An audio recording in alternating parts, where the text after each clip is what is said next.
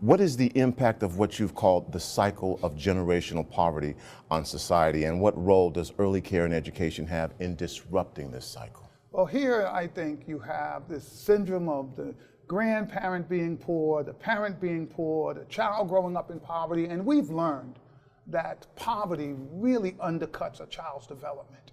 If you're growing up now, and I'm talking concentrated, isolated poverty, if you just happen to hit a bad patch and you lose your job and you're poor for 6 months, a year, I'm not talking about that. I'm talking about growing up in a place where you're surrounded by folk who are poor, who are disadvantaged, and have not figured out a way to pass on the set of norms and values and attitudes that it's going to take to raise that child properly.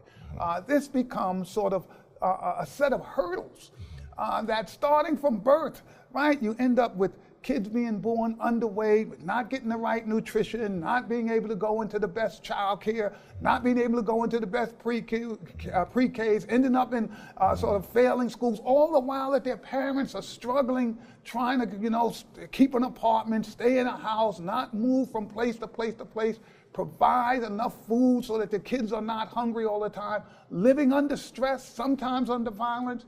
That all sort of overwhelms children. So now we celebrate the kid who can make it out of that. And they're successful. Say, oh, look how wonderful it is, right? This one kid made it. I mean, that's a nightmare.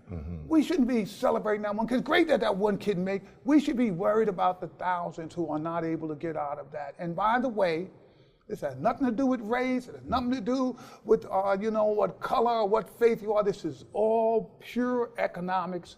Parents don't have the economic security that allows them to take advantage of all the great things that our country offers, and it impacts their children in really dramatic ways.